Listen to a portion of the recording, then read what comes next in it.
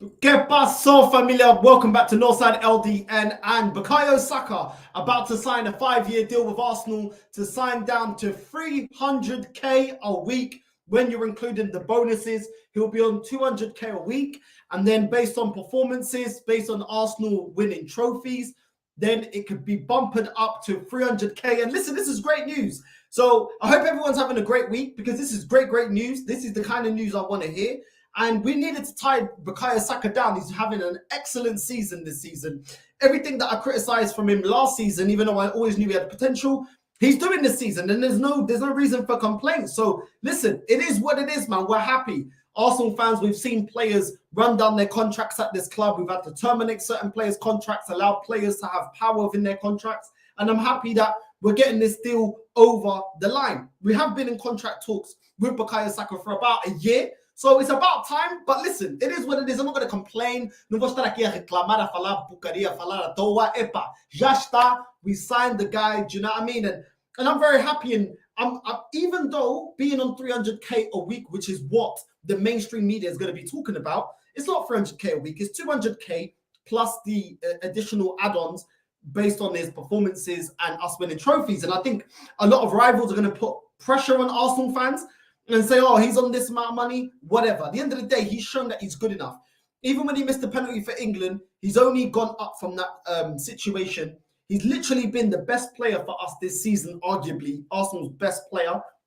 And he's been pivotal for us to be in the position where we're at. And players that get you to this level, to keep them, you have to keep them happy. And they should be rewarded. I'm all for players being rewarded because at the end of the day, we go to football to watch the players, and there's so much money in football, players being bought for 100 mil, 200 mil, whatever, and the players who make the sport what it is should be paid handsomely. And for me, I don't really care if rivals have got any pucari, any merda to talk. That's their job. They do what they got to do. They got their agenda. For me, I'm happy for this guy because he's not only is he performing for Arsenal, he's also performing for England. And obviously, I live in England, so I do want England to do well. And it just goes to show that, you know, some players, they have a major upset happen in their career, and you don't see them blossom anymore. They kind of go within their shell. And this kid, I mean, how much older is Harry Kane? And Harry Kane, most of the time, yes, he does score goals for England, but he's got a bit of a bottler mentality. Bukayo Saka is what, 21, 22, and look at what he's doing.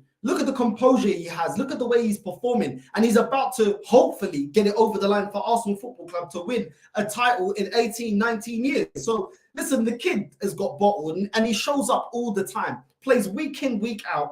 And at the end of the day, if we're going to rely on him like a seasoned veteran, then he deserves to get the money of a seasoned veteran. And for me, I'm all for players like Bukayo Saka getting a wage. We're already, you know, tied down Odegaard. We tied down Martinelli. We needed Saka, we need Saliba. And this bodes well into going into contract talks with Saliba because Saliba is another one that needs to sign. Obviously, it's his first full season at Arsenal since being bought because we loaned him back out to Ligue 1. If Saliba sees that Saka signing, Martinelli sign, Odegaard sign, you know, all the players that are performing and are integral to this team are signing, epa, traz o contrato, pá. Vou assinar mesmo agora. Não, já não é mais brincadeira nem nada. Vamos assinar mesmo agora, caramba. You know what I mean? This is what I want to see. This is exactly what I want to see. This is great news for Arsenal Football Club. And even here is saying that, you know, he's going to be on a minimum of £10 million a year, which will be about 192 to 288k a week. Obviously, like I said, his 200k gets bumped up to 300k based off his performances. And when you're looking at his performances this season, if you put up his stats now, you're seeing that the guy's performing. 28 appearances, 12 goals, 10 assists. I mean, what else do you want from a winger? You know, he plays on the right-hand side, and look at you know, double figures for goals and assists. What more can I ask of Bukayo Saka? I think if this guy continues in this trajectory, this guy not only going to be a crack, he is going to be world-class. If he continues developing at the rate that he's developing at, he's going to be world-class. I don't think he's quite there yet, but he's on his way. And this is what I want to see. Too many times I've seen Arsenal Football Club let our best players go, let our rivals pip us to our best players. I remember when we was a feeder club to Man City, feeder club, you know, to Chelsea at a certain point as well, taking our best players at certain times. in Arsenal's tenure. So at the end of the day, this is what I want to see. I want to see our best players staying on. I want to see our best players committing to the club and showing that, you know, we're going in the right way. If the players believe, then it helps the fans believe. It helps fans like me that didn't actually rate Mikel Arteta that highly. It helps me believe because I'm seeing the star players actually believing in Mikel Arteta, and it does seem like that this season. It seems like the players are on board with what Mikel Arteta is doing, and they seem committed to Mikel Arteta's cause. So, you know, big up to the players, big up to Mikel Arteta, and he's definitely getting the best out of Bukayo Saka, even with a right back that doesn't always overlap, that doesn't always give Saka the option. The way Saka reads the game, I mean, the 2 goals he scored against Crystal Palace just goes to show everything. You know, the intelligence to be in the box at the right time, to hit the ball at the right time, know when to take a touch, when not to take a touch. It's excellent from Bukayo Saka, and for me, I just think it's exactly what the kind of news that we need. And when we're comparing Premier League players to what they're on compared to what Bukayo Saka's on, after you consider his bonuses, you know, you got Koulibaly at Chelsea. He's on 295k a week. You know, what is he doing? That guy's been getting spun so many times this season. You know, he's supposed to be coming into Chelsea as a seasoned veteran, Koulibaly. Has he had a better season than Saka? I wouldn't say so. And he's supposed to be in his prime. This is a Koulibaly in his prime. He's what, 29, 30? He's supposed to be in his prime years. You got Casemiro, fair enough. Big baller. Big baller. He's on 300k a week. Now, we already know who Casemiro is. We already see what he's done for Real Madrid. We already know what he's about. And this is the trajectory that Saka's on, to be on wages the same as players like Casemiro. Then you've got Jack Grealish at Man City on 300k a week. I mean, that one's a bit more questionable. I wouldn't say Jack Grealish has had a season comparable to Saka, but his role in the team is different. He's a different style player. If you ask me, he's not as direct. He's more of just a dribbler.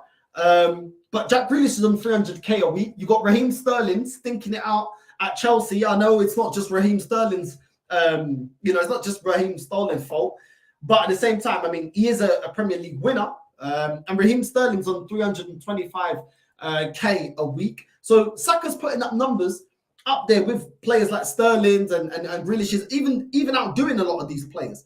So, you know, I'm not going to have none of this of rivals talking about, you know, how much Bukayo Saka's on, because when I'm going through the list, I mean, so far, the only one that's actually deserving of the 300k mark is Koulibaly.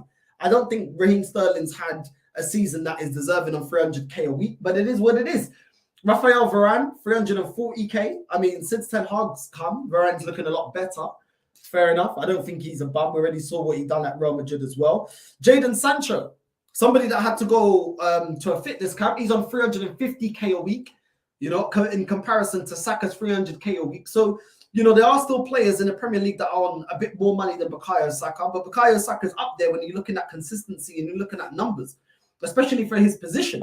You know, arguably the best right back, the best right winger in the world right now, arguably. You could put an argument for that because of the consistency and where we're at right now. You know, it's not just been this season with Bukayo Saka. He's been our main player for the last 2-3 seasons. So Jadon Sancho is yet to kick on at Manchester United. So far, he's not lived up to what they got him for. 73 million pounds and 350k a week. You know, Mo Salah, we already know what he's achieved at Liverpool, but this season he's on 350 with the new deal once Mane left. As he right now, does he look like he's worth 350 a week? So this is you know, the levels that Saka's reaching right now, and is going up there with the top earners. David De Gea, it goes without saying. I think David De Gea's best years are behind him, but he's on 375k a week. Erling Haaland is on 375k a week as well at Man City, and Kevin De Bruyne is on 400k a week. So this is what we got to do. If we've got ambitions to win the Champions League, I've seen a lot of fans saying it's a new Arsenal, that things have changed and everything else like that. Cool. This is the stuff that I want to see. I want to see us tying our best players down to the club. I want us to be, you know, paying top dollar to these players to keep them at the club. You know, you pay them top wages, and then you also throw in there the ambition of winning the Premier League, going for the Champions League serious, not just going there to just participate FC, going there to actually win, bringing world-class players to the team. And then all of a sudden, we can look to try and build a dynasty at Arsenal of dominating and winning major honours and continuing that, you know, for the future, not just winning 1 or 2 and then dropping off, winning and then waiting 19, 18, 20 years. This is what I want to see. So I'm very happy with this news. I'm very, very happy with this news.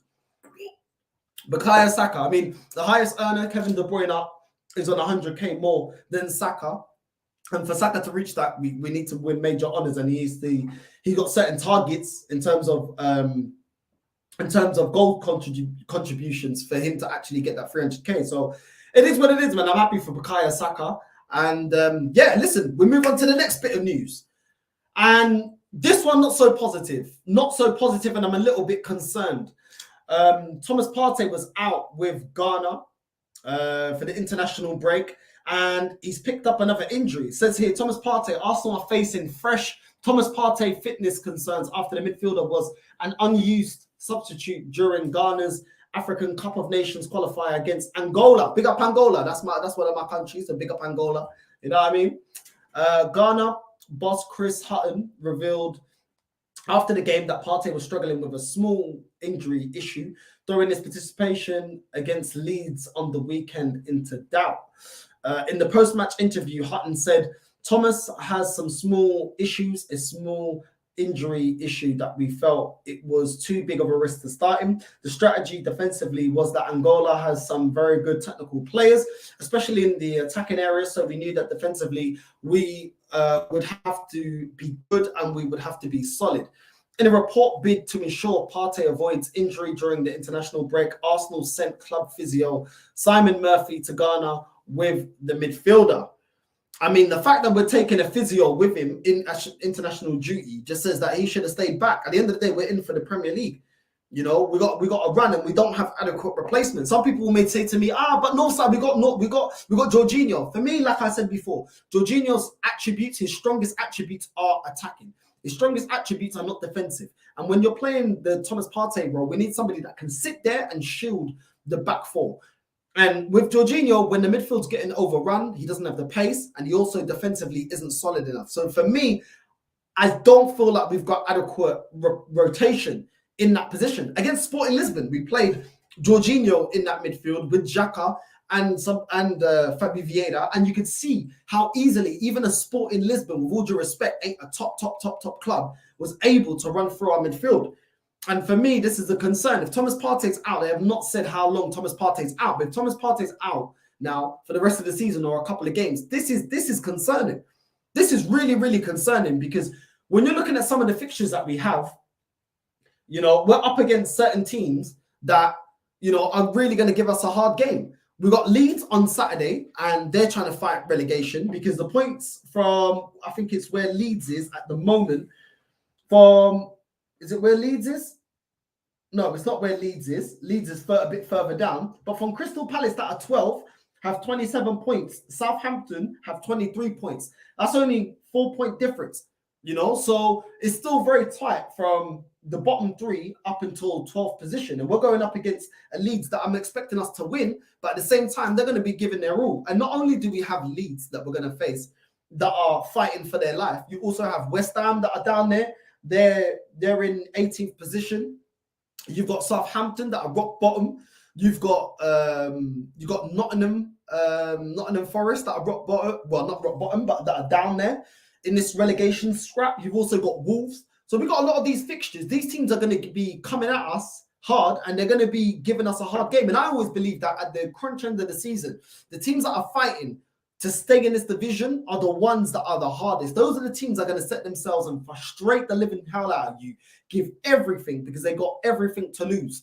You know what I mean? They got everything to lose. If they don't give their all against us, then those are vital points. Everyone is fighting for them vital points. Like I said, we still got Wolves to play, Leeds, Nottingham Forest. We still got West Ham, Southampton. I mean, we need a midfield that's going to be rock solid. And Thomas Partey is integral to us being rock solid. He just gives us that calmness, that control in the midfield. And without him, I don't believe that Jorginho is able to do and have the same effect in this team. And that is a problem that I have right now with Thomas Partey and this injury. And the fact that we got this Simon Murphy, a physio from the club, to go with him just shows that It was already a risk. Why risk it? We're on course to win the Premier League.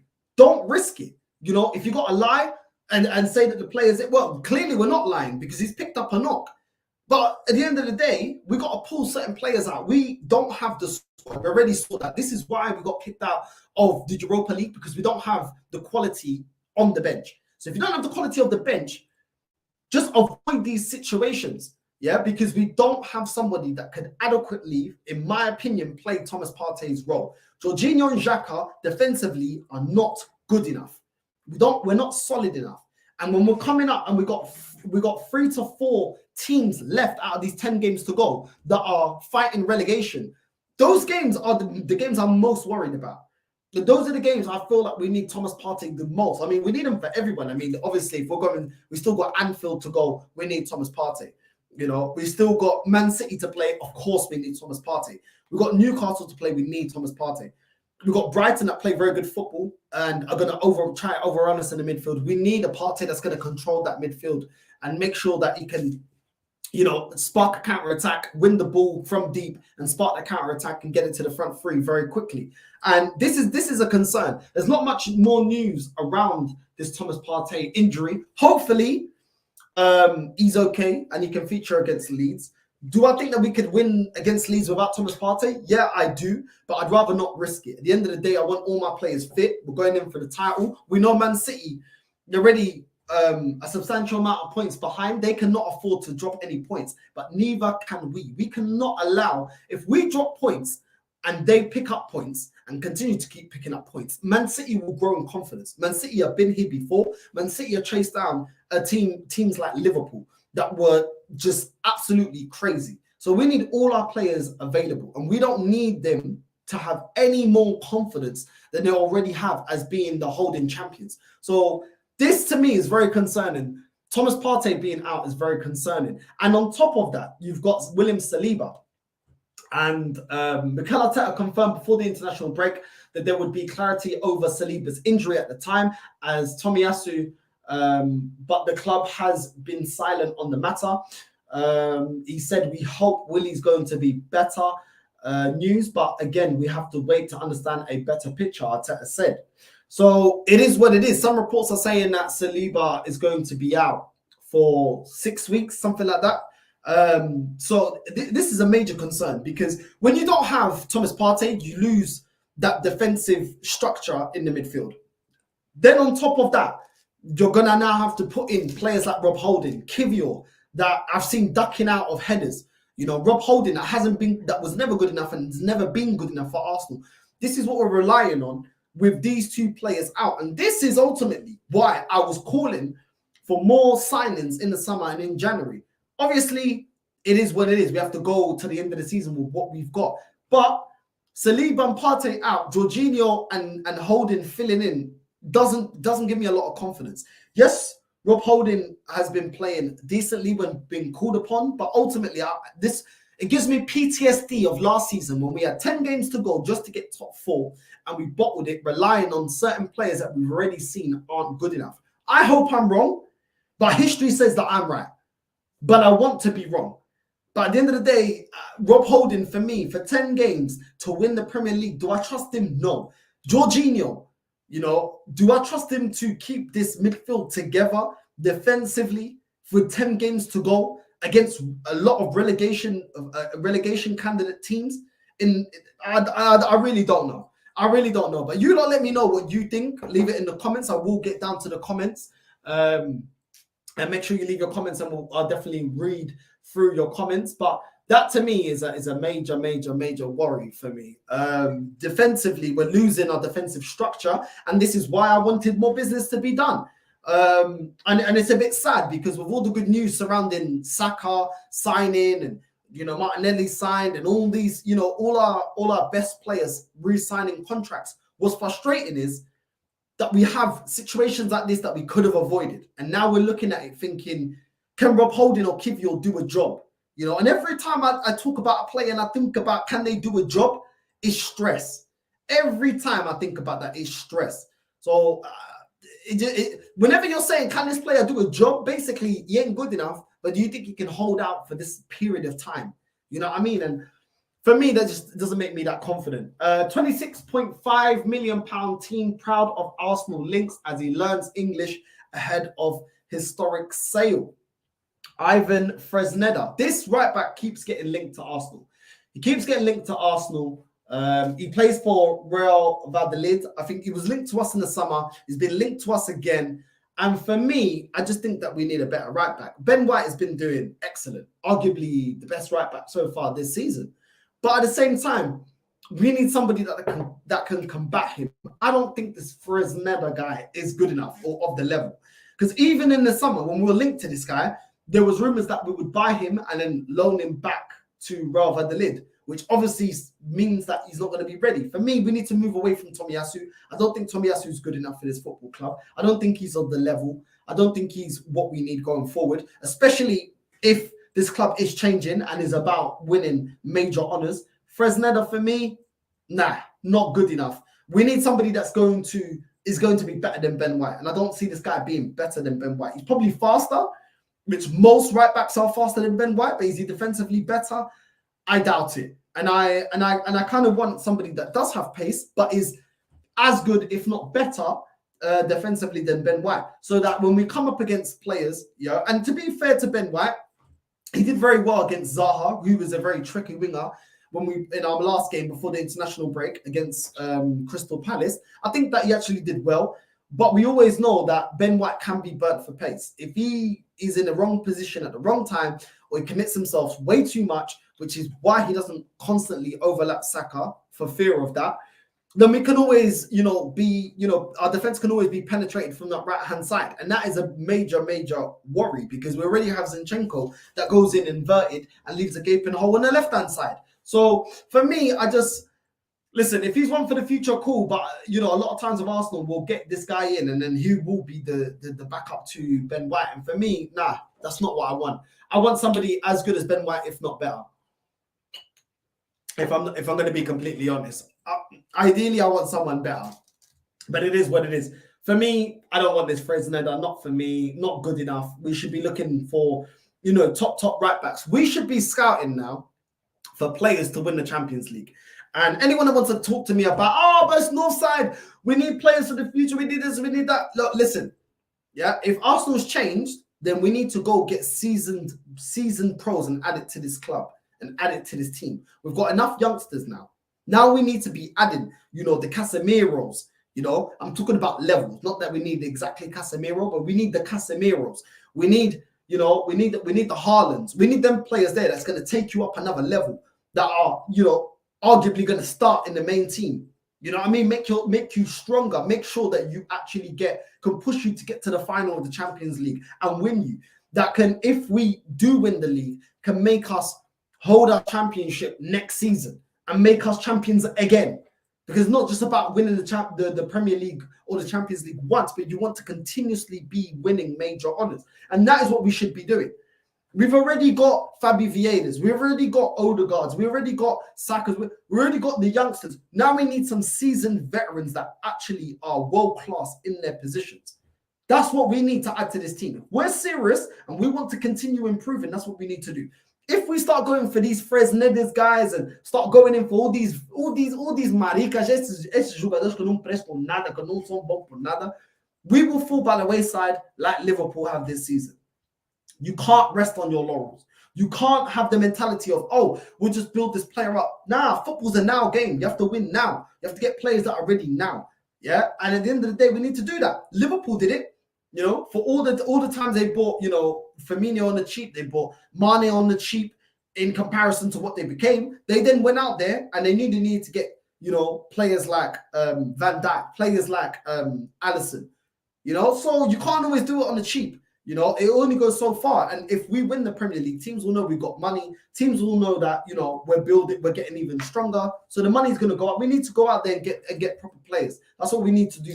And Fresneda, to me, if he's one for the future, calm. If he's actually going to be one for now, I'd rather not. I'd rather go get a proper right back. But yeah, Arsenal and Newcastle keen on Strasbourg's teenager Ismail Decore. For me, another one that is he's a centre back, teenage centre back, 19 years old. He plays in Ligue 1 and is currently part of the French under-20s international squad. Let's have a look on Transfermarkt, how much they got him valued at. For me, it's just like, nah. We don't have adequate replacement for the centre-back. It's got Rob Holding. Kivior doesn't look good enough. Rob Holding, at the end of the season, if it was me, I'd get rid of him because he ain't good enough. And now this Ismail Decore, 19 years old, playing in Ligue 1, valued at 3 million euros, plays for Strasbourg. Nah, not what we need. We need adequate replacement. Look, we've got this issue with Saliba right now, and we don't have anyone that's of the level. These are the issues I'm expecting us to rectify in the summer. Not getting a Decore that's going to be like a Nuntavaj, or it's going to be like a Fabi Vieira that needs time to develop, or a Marquinhos that needs time to develop. We need players for now, caramba. We need players for now. So we need players for now. Ismail Decore, I'm sorry, it ain't going to work. Is this guy going to play ahead of Saliba? Is he going to play ahead of Gabriel? No, he's not. And can we rely on him if he comes in? I don't think so. So that's the level that we need.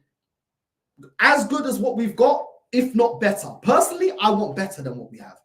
And this guy, for me, nah. You know, some people may look at it and say, oh, but Saliba, no, sir, but Saliba. Yeah, but Saliba already had a reputation. Saliba already had a number of seasons that he was performing and outperforming that league. This Decore, I haven't heard of him being spoken about like that. I haven't seen the kid, but I don't think he's ready, in my opinion. For me, nah. I wouldn't personally go for him, but let me know in the comments what you guys think. Would you go for him? Nah, I wouldn't. I personally would not go for him. Arsenal and Chelsea battle for impressive Everton midfielder. Listen, eu tô cansado. I am tired of hearing of Amadou Onana being linked to Arsenal. We already got this the last transfer window. Do I like the player? Would I want him at Arsenal? Yes. Do I believe that he's going to come to Arsenal? Nah, though. I don't think he's coming to Arsenal, but I would take him. I would definitely take him. And I think Everton, obviously, they're looking like they're going to be in financial issues. They're obviously also in a relegation battle. If they go down, maybe Arsenal will go in for him at a cut price. Because if they go down, then I'm sure the player won't want to stay. They probably won't be able to. I don't know what his wages are, but they probably won't be able to. They probably won't be able to pay his wages once they go down. So they'll need to get rid of him. For me, Onana, I would take him. I personally would like him at Arsenal. I think he would do a good job, but I don't really see us getting him. I don't think that Everton are going to get relegated, but if they do get relegated, maybe we can go in there, use that situation to our advantage, and get him on the cheap. You never know. You never know. But I'll definitely take him. I would definitely take Onana. And I just think he's I think he's a top player. I just think he's in a bad situation right now with Everton. That club there is just sinking, and it just needs to jump ship. A bit like Declan Rice. But it is what it is. I would definitely take him. But then again, I take all this news I take with a pinch of salt, because you already know how it is. A lot of times you hear all of this crap, and then at the same time, when it gets to the transfer window, the player that you've been linked to, that's been linked to Arsenal for months and months and months, ain't coming. The deal's off. Arsenal don't want to pay the price. The player wants more money. The selling club wants more money. So listen, I take all this news with a pinch of salt, because we already know what Arsenal. 95% of the news that's out there about Arsenal and players linked never come to fruition. It never happens. So just take it with a pinch of salt. Do you know what I mean? It is what it is. It is what it is. This one here, Celta Vigo's Gabri Vega. Arsenal vying for 40 million euros rated Spanish prodigy, but has heavy competition. The amount of time these journalists love to put these little slick Spanish prodigy, the next this, the next that. Oh, the next youngster with high potential, high ceiling. But I'm cansado de esa porcaria, bro. Like, as long as you are under the age of 22 in football these days, apparently you've got a high potential. Loads of players have got potential. Doesn't mean they're going to reach it. And what is this potential based off? Like, I really don't understand it. Like, honestly, for me, now, 40 million euros at 35 million pounds for this 20-year-old. Like, what's he really done? Let's have a look at him on Transfermarkt. Like, because we're in this project youth, anyone that's young and has a little spicy name, all of a sudden we're linked to them. Like, every single youngster in world football is linked to Arsenal. It's ridiculous. Like, it's absolutely ridiculous. Like, based off of what? He's an attacking mid, 20-year-old Spaniard, plays for Celta Vigo. His market value is 30 million euros. Why is this taking forever to load? Porra. What's going on here? Right. He's got 25 appearances in La Liga, 9 goals and 3 assists. Right. So if he's going to... I get that he's playing for Celta Vigo. So obviously he's doing well for them. But for me, I just feel like it's another one. It's going to come to the Premier. I don't see it working. I don't see. I don't know. I'm not impressed. I haven't seen the player play, but I just want a better profile. Is he going to win me the Champions League next season? No. So I don't want him. Like, that's the standard. I want players that are going to come in and going to impact this team immediately. I don't need a player that's going to take 5 to 10 years because it's a project. And no. I want to win now. We are now in a position to be ahead of schedule. That's what we always hear. Oh, we're ahead of schedule. If we're ahead of schedule, cool. Then let's catch up the recruitment and actually go to the recruitment of what we would have been, the players we would have been getting in 2 years' time, 3 years' time, whenever this ahead of schedule was. And let's go get those players. Because right now we are competing for a league title. This guy, I don't see him, helping us keep this Premier League title if we win it this season to next season, and I don't see him being integral for us to win the Champions League. So for me, nah, it's not for me, man. Not for me. This Gabri Vega, sorry, just because you're young and Spanish doesn't mean that you're good enough to be at my club. For me, I want better. I don't know what other people think, but yeah, let's get into the comments now. Let's get into the comments. Let's get into some of you lot's comments. Let me take this away. Hold on. There we go.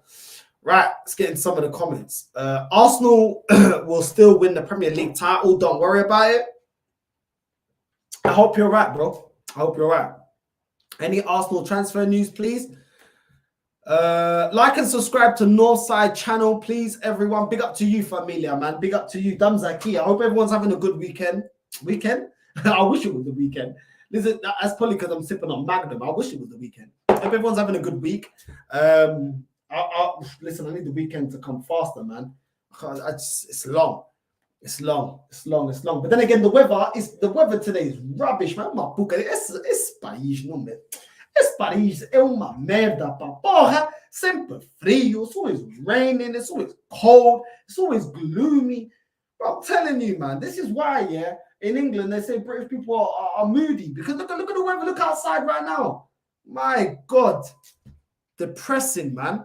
Absolutely depressing. Take me back to Portugal. Leeds have 5 players injured. We will smash them. They do. That is a good point. I did see with Just Joe, that's of the Leeds channel. We will be live doing a match preview for the Arsenal versus Leeds game on Thursday. It is at 6. So make sure you tune. Make sure you hit the bell notification as well, so you tune for that one, because the algorithm apparently is moving mad right now. It's moving mad. And yeah, so I saw that he put out a video that Tyler Adams is out. Looks like Tyler Adams, their CDM is going to be out. So listen, it is what it is. We should smoke them, because even with a full fit squad, I'm expecting Arsenal to smoke them if I'm going to be completely honest. So it is what it is. It is what it is. We should be smashing them with or without Thomas Partey. Obviously, Thomas Partey is a big question mark whether we're going to get him or not, but we'll see. We'll see what happens. Northside, can you see Jesus scoring 5 goals or more out of the 10 games remaining? I can see him scoring 5 goals. I can see him because everybody else is in form, and I think he's gonna catch up quick. I reckon he's gonna catch up quick. And when you're looking at some of the fixtures that we've got, I can see him picking up goals against Leeds. I can see him picking up goals against West Ham, Southampton. Even potentially Chelsea. I can see him picking up goals against Brighton, Nottingham Forest, Wolverhampton. So there are games in the last 10 games that I feel like, yeah, I can see Gabriel Jesus picking up some goals. But we're going to see. We're going to see. We will see. We will see. Yeah, if Nonto and Adams are out, it's a easy home win, regardless of Partey. 100%.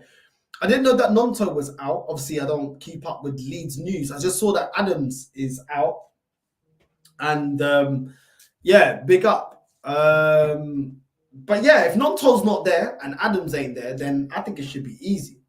Like honestly, like all due respect to Leeds, yeah, I think we'll slap them up.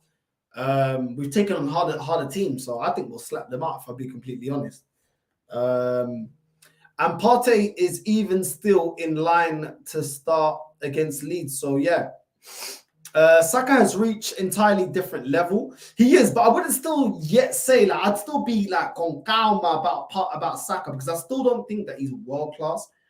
But he's definitely on the route there. Like he's getting close. He's getting close, but he ain't yet. Do you know what I'm saying? Like, I don't throw world class around just like that. I need to see consistency. He's definitely putting up the numbers. Then I need to see the consistency. Do you know what I'm saying? He's definitely showing consistency, but not this season. He's taking up a level. Like he's been consistently good for Arsenal, really good, but world class, it's getting there. It's getting there. It's getting there. The potential is definitely there. Bukayo Saka starts on international stage. 19 starts, 15 goals, 9 assists. Man of the match. Listen, you can't knock him. Like you can't knock him not for club nor country. But world class, I think these days everyone throws that around too quickly, and I think I believe that he will become world class. I just don't think he's there yet, but he's getting very close, very close. Double digits for goals and assists. You know what I mean? I think he got something like 22 goal involvements in 28 games. So it is what it is, man. The boy's putting up the numbers. He's putting up the numbers this season. Definitely putting up the numbers this season. And that goal that he scored for England, that's what it's about.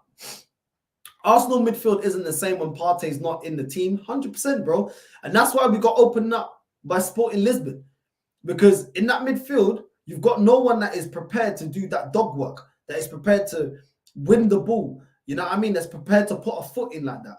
Xhaka and Jorginho, you don't want them doing that, because more time Xhaka's going to do that, it's going to be a red. Jorginho's not even going to catch up to the player. You know what I mean? He ain't got pace like that. Neither does Xhaka. So for pace, nor for the how good they are as tacklers, do you want them doing the job of Thomas Partey? You're putting yourself in danger. So we need Partey back. 100% we need Partey back.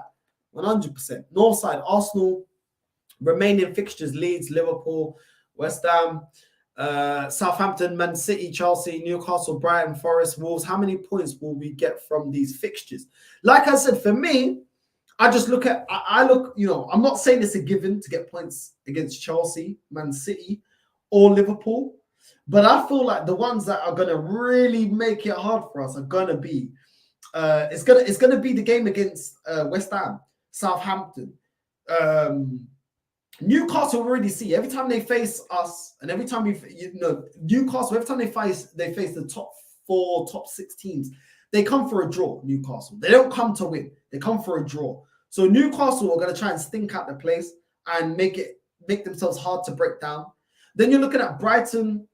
You're looking at, for me, Wolves, Forest, West Ham, Southampton. All these teams are near relegation. You know, they're relegation candidates. And these kind of teams, with less games to go, you know, with every game that goes, you know, they can't afford to drop points, and they're fighting for their lives. These are the teams that are going to make it hard. They're going to put 2 banks of 4. They're going to frustrate the living hell out of us. We don't have players on the bench that can change the game. For example, putting on somebody that we can, you know, if we can't run through your midfield, we've got somebody like a target man that we can start spamming crosses in the box, and we can nick a goal that way. You know, of course, we have been still picking up the points, but at the same time, what I'm saying is Southampton, when we come to face Southampton and teams like Nottingham Forest and Wolves, I believe they're going to be shutting up shop and making them and trying to nick it on the counter. And I think that is going to frustrate us. We haven't dealt always too well with teams that sit deep and teams that press. And I think a lot of these teams are going to do that. And that is why I'm more concerned about those kind of teams more than Liverpool and Man City and Chelsea. I think Liverpool, they're going to press, you know what I mean? We just got to sit deep and hit them on the counter. And hopefully we can get 3 points that way, because we cannot open up. You're trying to go toe-to-toe with the pressing kings, they will beat you. You leave space, Salah gets in behind. You leave space, Darwin Núñez is gonna make a run. You know what I mean? So you can't leave space against Liverpool. I think Man City, that game, I mean, they've already beaten us a couple of times this season. So they got the confidence that, you know, and they know they got to win because they're still from behind. If we get to the Man City game and we're still in front, even if it's by 3 points, they know they have to win. They have to win every game. So that's going to be a tough one as well. Chelsea, I know, you know, they're not flying under Graham Potter, but they may look to try and stink out the place. You know, so I'm not overlooking certain teams, you know, other teams, the bigger teams that we've got in the last 10 games. But at the same time, I think these smaller teams are just going to shit out their way to a 1-0. That's what I think they're going to do. They're not going to open up. What's this here? Will you get Deji on to discuss the managerial situation at Spurs? I will get Deji on. I've just been looking for a lot of collabs with other channels, but Deji is, of course, I'll try and get Deji on. So yeah, let me organize something. I'll definitely get Deji on.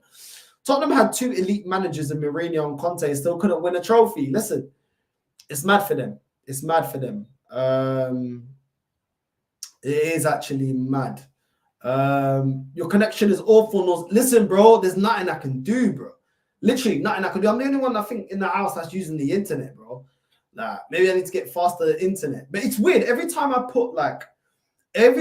screen share, I put another window and I screen share like news, it starts doing that. But when I don't do that, like right now on my internet, I can see that it's not showing the buffering. It's not showing that it's trying to catch up. So I don't know. I need to talk to my provider, to be honest, because I don't know what's going on. Like, all I'm doing is sharing another page to show the news, and all of a sudden it starts buffering. Like, I don't know what's going on, man. These men better run my P's back if they continue, though. They're taking a piss. Even Nuno won a trophy since he has left Tottenham. Bro, it's mad. It's actually mad. That club is cursed, bro. Northside, hello, brother. How's it going? I'm good, bro. I'm good. Hello, everyone. Big up, bro. Mia familia, Northside, comment down.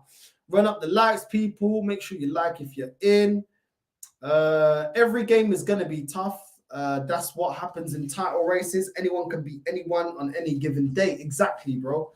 Exactly. Portugal out here slapping up teams in this international break. Listen, I do Portugal content, but when it's like these kind of games, I don't think they're that interesting, bro. Like, once the competition, once the Euro starts, once even I don't even mind doing for the Nations League.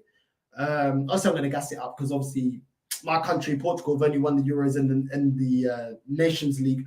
But once they start, then I do that. Obviously, the World Cup is a given. I'll do that for Portugal. But yeah, it is what it is, man. Portugal are playing well. But I had this argument with my cousin. And I was telling him, like, I'm not that convinced, like, with Martinez, the new Portugal coach.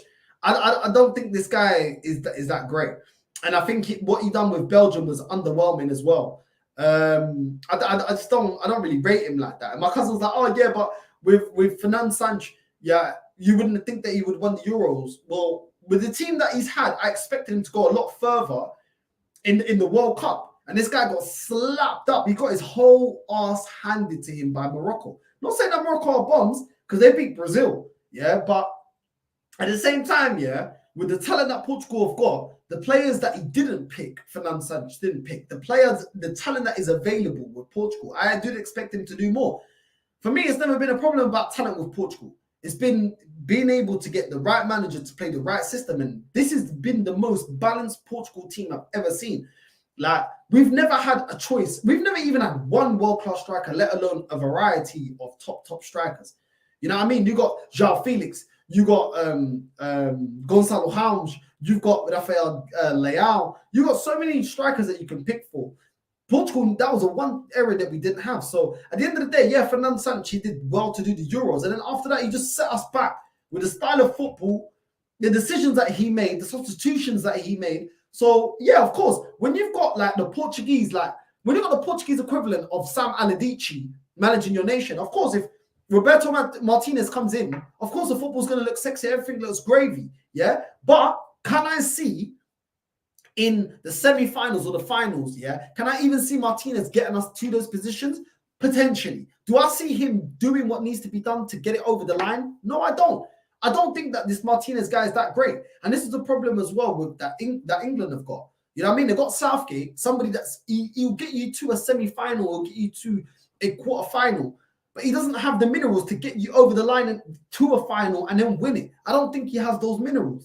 Do you know what I'm saying? It's the same thing with this Martinez. Like, and he was trying to tell me, oh, this Belgium team, a lot of people were saying, oh, this Belgian team are generational. Well, I don't, they're generational to that nation. I don't think Belgium's had a team that strong, but it wasn't like this team was completely amazing. And for me, like, I wasn't impressed with what Martinez done with Belgium. I wasn't impressed.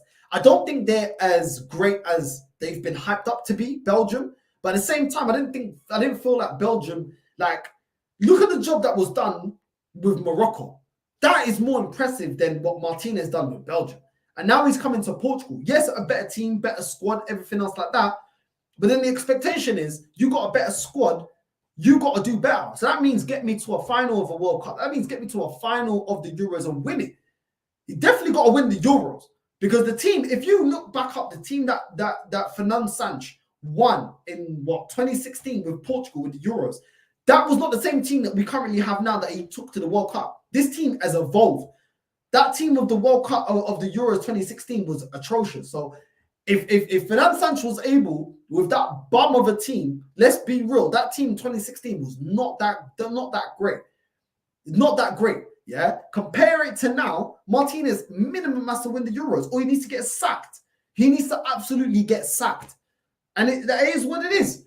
He needs to qualify for the Euros and he needs to win it. And if he doesn't win it for Portugal, then he can F off. You know what I mean? I don't know. F off down the lane, maybe. I don't know. But for me, my cousin was like, oh, but what did these Belgian team players win? What did they win? What did they win? I'm thinking, what? You're bigging up, you're saying by one standard that you don't rate the Belgian players because a lot of them didn't win anything. But then you're bigging up a manager that can't in Roberto Martinez that comes to Portugal that has not won anything. So do you rate so your expectations and standards for players are to win, but your managerial appointment doesn't have to be somebody that's won. That makes no sense to me.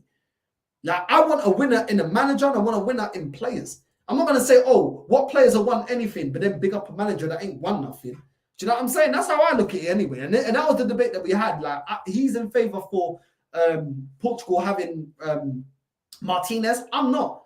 I don't think Martinez is good enough. And by his logic, which is what did those Belgian players win? What has Martinez won to qualify him to be flipping managing my nation that has won a Euros, that has won a Nations League? What qualifies him? What? Because he's young. And he's like, oh, but if you said that you wouldn't have had Fernando Santos, are you telling me Fernando Santos is the only manager that could have won us the Euros in 2016? I don't think he was the only manager. I don't think so. And nor is he the best option. And this time, once again, Roberto Martinez is also not the best option. I hope he does win, because if he wins, my nation wins more. But at the same time, there is valid evidence to show that this guy can't get a team over the line. He can't.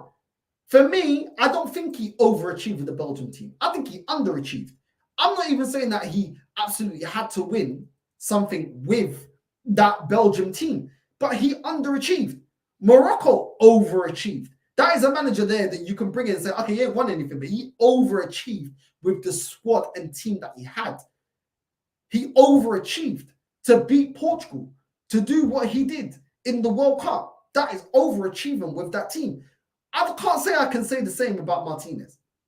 So that's my opinion about Portugal. And also, the Wi-Fi is fine for you. All right, bro, that's calm, man. I think it's improved now. I think it's all right. Northside, Martinez ain't great. Should have appointed a better manager. Facts, bro. And my cousin's there twerking for Martinez to be the Portugal manager. I don't understand it, bro. When he supports Man United, when it comes to Man United, all he cares about is winning. But all of a sudden, when it's the manager for Portugal, oh, we'll give someone a try. We'll give them a chance. I'm thinking, bruv, are you actually mad? I got to wait 2 years, every 2 years for a Euro, just to see it. Yeah, then I have to wait 4 years for a World Cup. I ain't got time to wait. I have not got time to wait. I've seen England waste generations. I've seen so many nations waste golden generations or generations that you think should have won something. I don't want that for Portugal. Portugal, I've had enough heartbreak with Portugal. The Euros that we lost against Greece in the final, I've had enough heartbreak. I don't need no more. And now that I'm seeing how much quality is coming out of Portugal and how much balance there is to the squad, we've got an abundance of defensive options. We've got an abundance of midfield options. And the main thing that Portugal never had before Ronaldo came, yeah, we never had a world-class striker. Since the days of Eusebio, the great Eusebio, we never had an abundance of choice when it comes to strikers since Eusebio. And that is back in the 60s when Benfica won the Champions League twice. Yeah, that's how long ago it was. So when we had Nuno Gomes, that guy was a bum. That guy was a Portuguese Nick Carter. That guy was the Portuguese Nick Cannon from the flipping Backstreet Boys. That was what that guy was. He was shit. All he ever did is this. He didn't score nothing. The guy was pants. So I've seen heartbreak with Portugal. I don't want to now risk a golden generation with a player that might be good. No, I'm not here for none of that. I ain't here for none of that. You know what I mean? Martinez is playing 5-3-2 as well, isn't it? Yeah, he is, but it's a lot more fluid. And the way that we play is a lot more fluid, more energetic. Players press, make more runs. It's a lot more expansive. Even though it's the same formation, what he's getting the players doing is a lot more. They got a lot more free will in the final third. So that's why I do like the style of play. Like, don't get me wrong, I do like the style of play. But for me, the fact that he's already twerking for Ronaldo, playing Ronaldo, bro, Ronaldo's struggling to get past players in Qatar or Saudi Arabia, wherever he's at. I've seen the highlights. He got no pace anymore. You know what I'm saying? This ain't shitting on Ronaldo because Ronaldo's the greatest player that Portugal's ever had and arguably the best, if not the second best player ever in world football. Yeah? So I'm not shitting on Ronaldo. I love Ronaldo. I have this argument all the time with my cousin. I do prefer Messi because I do think Messi is the more talented and the better player. But at the same time, as much as I love Ronaldo, every dog has its day. Wayne Rooney at one point was unplayable. But there also came the day where Wayne Rooney was done. Do you know what I'm saying? It is what it is. The season that Van Persie won the league with Man United, he was unplayable. But guess what? It got to a point where he was done. Every dog has his day. Ronaldo's day is done. All these tap-ins he's getting against Liechtenstein and Luxembourg and all this, bro, I don't want to hear none of it, bro. Stat padding, getting his numbers up. When it comes to the real crunch games, I've already seen it. He's a year older anyway. He's going to be 2 years older by the time the Euros comes around. I can already see that this guy has no pace. His finishing ain't good enough. There was a chance he had against Morocco in the World Cup, and he absolutely scuffed it. And it wasn't just then. The Nations League as well qualifies against Spain. I've seen Ronaldo have 2 flipping chances, one-on-one with the goalkeeper and skying it. This guy is not that guy anymore.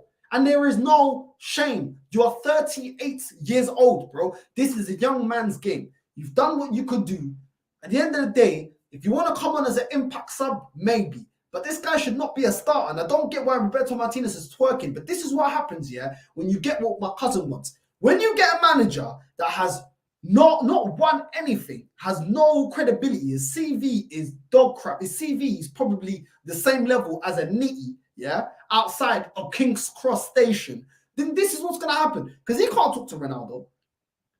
Martinez can't talk to Ronaldo. If Ronaldo says I'm starting, Martinez just said, okay, cool. What number? Well, you know what I mean? Let me get the cons and bibs out. Ronaldo ain't getting the cons and bibs out. Martinez is getting the cons and bibs out.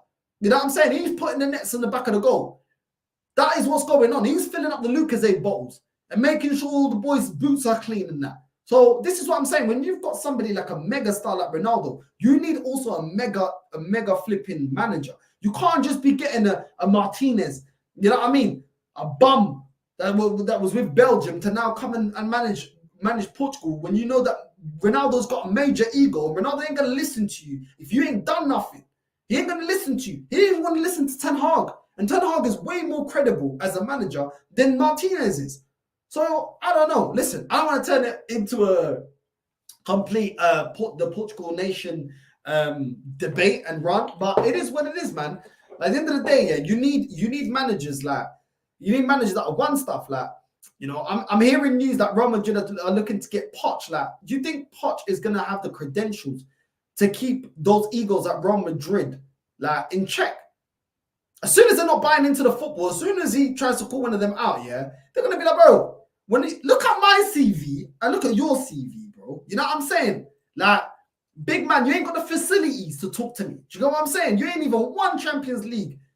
You not even won one. Some of these players have won 4 or 5. You know what I mean? You can't chat to me. Do you know what I mean? You can't chat to me. And these things happen in football.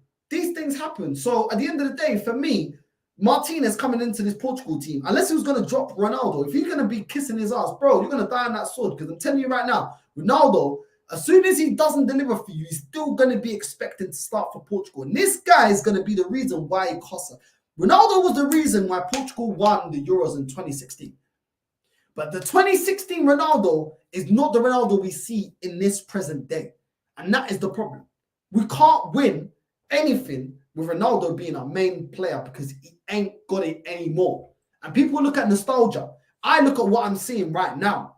You're not that guy now. You will go down as the best player, if not the second best player of all time. No one can take that away from you. It's undebatable. But right now, for my nation, Ronaldo will hold us back like he held back Man United, bro. And it is what it is. The guy can't run. Right now, he does little step overs. They got each leg moves so slowly, like the Twin Towers, that it takes forever. This leg turns, yeah. It's like when the sun is rising and setting. That's how long it turns for Ronaldo to do one step over. It goes from nighttime to daytime. And then one leg has gone past the ball. Then he does it with the other one. And then you just get dispossessed. The players don't even fall to the ground no more. This ain't back in the day when he was back with Man United. He had tape around his ankles. And that ain't it. And it's the facts, man. I love Ronaldo. And I love that he brought this to my nation. I love that. And I always love Ronaldo. But you know what, yeah? Sometimes, yeah, certain athletes or superstars, they hold on, yeah, to the point where it just becomes tragic. You know what I'm saying? Like, I don't want Ronaldo to go out like Mike Tyson. You know what I mean? Getting beat to fighters that you shouldn't beat. I don't want that for Ronaldo. Go out gracefully. But with this guy's ego so big, yeah, that the whole of fucking Madeira can't even fit that guy's ego. And that is the problem. You know what I'm saying? Like, you can't be egotistical. Like, you got to be humble. You know what I mean? And that's the problem. Ronaldo's not humble. He's not humble. He wants to do everything. Even when he celebrates, like, how are you going sue against flipping Luxembourg? And what are you doing? Why are you even suing, bro? Like, if you want to celebrate, cool. But why you gotta go sue? And he's all like this, yeah, come celebrate me. Come give big daddy Chrissy a big hug. You know what I mean? I'm the man. So, bro, what are you doing, bro? It's Luxembourg. Are you really that excited about Luxembourg? You know what I mean? This guy got rattled the other day when some of the fans in the Saudi Arabia game for the opposition team, they were saying Messi, and he got mad and then kicked the ball. He didn't even kick the ball far. So this guy, bruv, he's done, man. Cristiano Ronaldo is banging in goals now. He's away from that toxic club, Man United. Bro, he's banging in goals. Bro, he's banging in tap-ins, bro. Even the free kick that he had, yeah, when you look back on it, he's straight at the goalkeeper. He just hit his like he just had a lot of power on it. And the fact that keeper couldn't save that, and that was right next to him, just shows you the level. Like, come on, man. It's easy to stack power when it's against these certain nations, bro. Wait till the knockout stages. You're gonna see exactly what I'm saying about this guy. He ain't got it no more. He ain't got it, bro. And that's why no one went in for him, and that's why he's at the club that he's at, because he hasn't got it anymore. You know what I'm saying? But you know what? With the Ronaldo sexuals, you can't say that because then they think that you're shitting on his career. Nah, bro. But bro, all the great Ronaldinho, my favorite player of all time. My favorite player of all time. Yeah, his skill flair cannot be matched. I don't care what no one says. The guy's a magician, bro. You know what I'm saying? But he had his day. He had his day. When he went to AC Milan, he was on the decline. Then when he went back to Brazil, that was it. That was it. The nail in the coffin, that was it. It was done. Finished. You know what I'm saying? I don't take away that Ronaldinho in his prime was unbelievable. And that's what it is, man. But these days, yeah, you can't say nothing about fan favorites here, because then all of a sudden they think that you're just shitting on them, and it's not even that. I'm just saying that the guy ain't what you used to be. Leeds could cause a few problems. Obviously, I want Leeds to do something, but if I'm looking at it, just a football fan, you lot should start Tierney over Zinni to deal with Summerfield. For me, I'd put Tierney, bro. I put Tierney because Zinni defensively, this guy just switches off, bro. He switches off. And then if we're struggling to control the midfield, maybe we can bring Zinni back. We already know that Zinni's going to start, bro. Zinchenko's going to start. Arteta prefers Zinchenko, and he's going to live or die on that sword, isn't it? He wants to overload the midfield. Zinni gives him an extra body in the midfield. That's what he wants to do, but it's a balance, isn't it? Because he does that, but he also leaves a gaping hole and exposes Gabriel on that side. So, I don't know. Somerville already went on a rampage at Anfield this season. I agree with you, bro. And this is why I'm more comfortable with Zinni on the left and... No, sorry, Tierney on the left and Zinchenko playing the Xhaka role. You know what I'm saying? But Xhaka did play well in the last game, so it's kind of hard. But I think that Zinchenko rotating with Xhaka is better. You know what I mean? Just let him play that midfield role. But Arteta wants to overload the midfield. That's what he wants to do. Northside, you know, I was fuming when the news about Martinez came out. Dead food manager. I couldn't believe because my cousin he's a Man United fan, yeah. But normally he's got high standards, isn't it? But all of a sudden for Portugal, he's twerking for a manager ain't done nothing. I was like, bro, I don't know. You're bugging out, bro. You are bugging out. By all your standards, it doesn't make sense for you to back Martinez. Like, you should want better for your nation, but it is what it is, isn't it? Football's about opinions. Everyone's got their opinion, isn't it? Everyone's entitled to their opinion. What's up, player? What are you saying, bro? I hope you're good. I hope you're all good. Bro, you're going to be supporting the Portuguese ladies in the World Cup in a few months. Don't know about that one. I don't watch ladies football, bro. Foden is a big loss for us. I can't lie. How long's he out for? Cristiano Ronaldo is greatest of all time for me. I can't hear any other argument.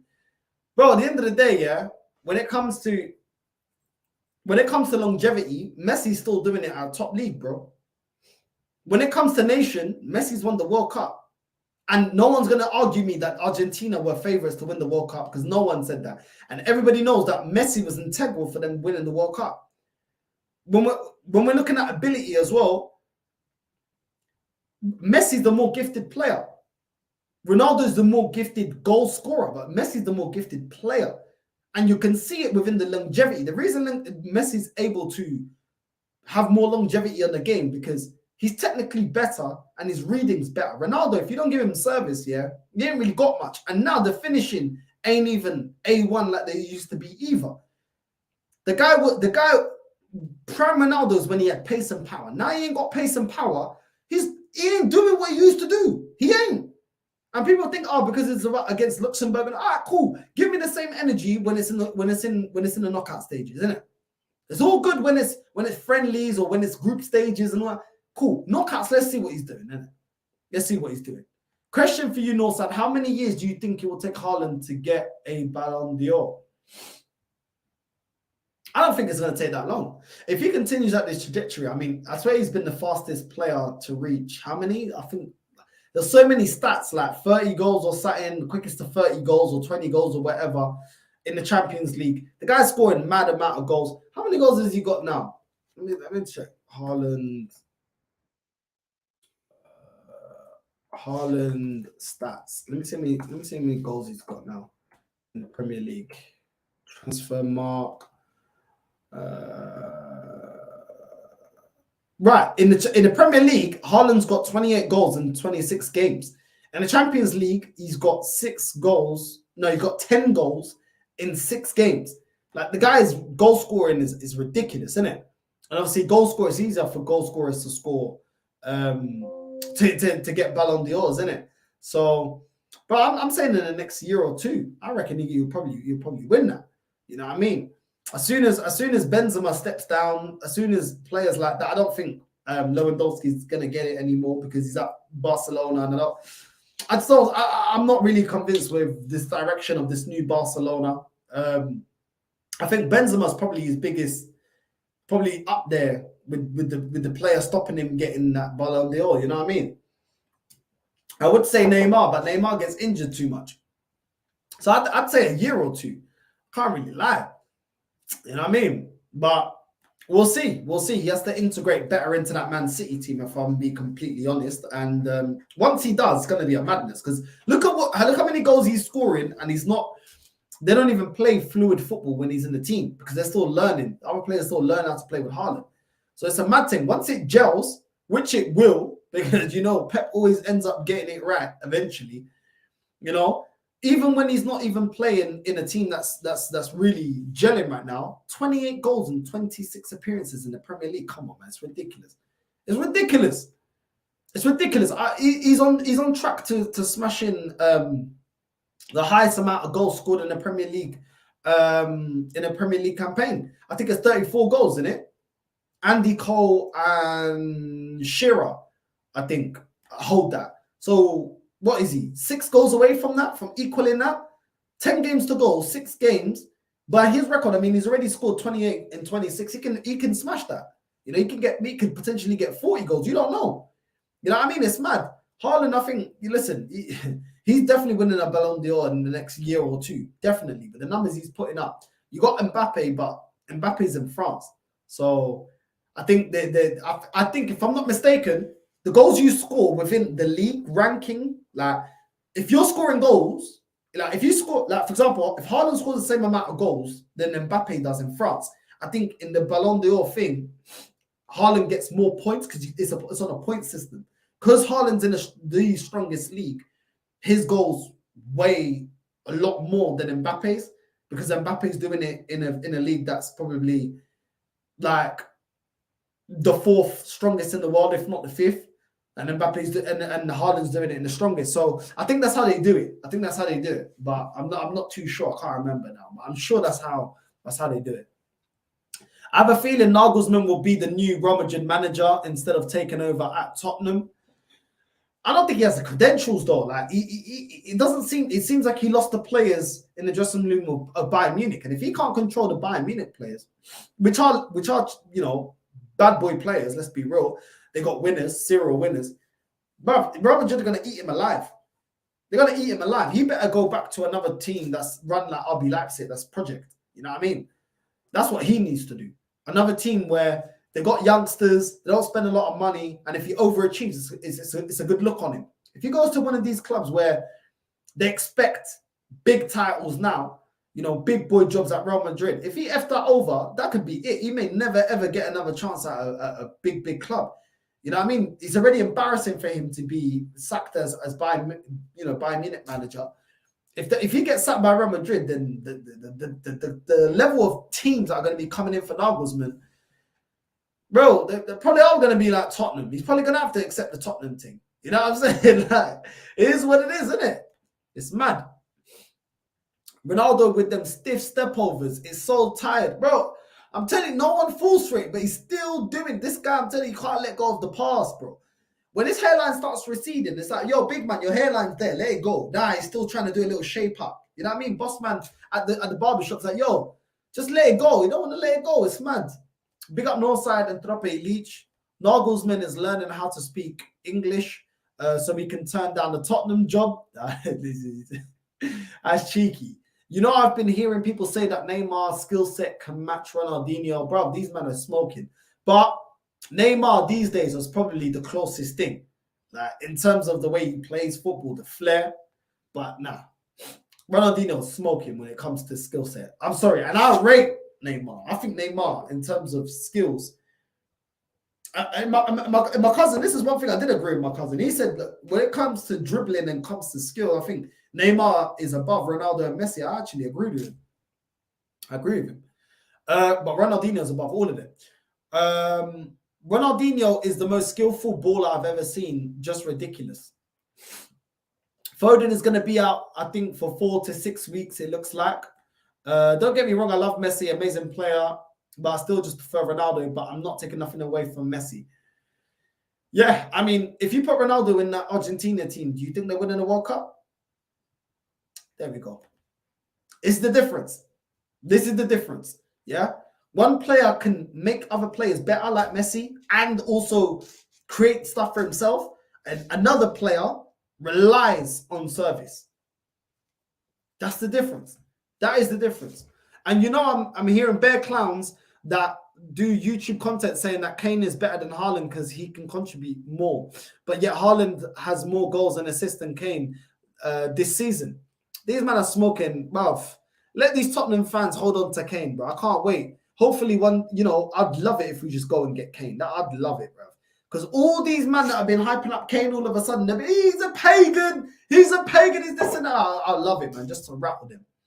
Winning the Premier League and extending Saka and Saliba's contract is the expectations. Anything less is not acceptable. I don't want no excuse. Build the club around these two and secure the league. Facts, bro. Facts. Absolute facts. And listen, on that bombshell, I'm going to be out. Make sure you like and subscribe. Make sure you hit the bell notification and make sure you tune in on Thursday. Me and Josh Joe from a Leeds channel will be doing the Leeds versus Arsenal preview. Make sure you tune into that. And without further ado, I'm out. Finish that. Boom.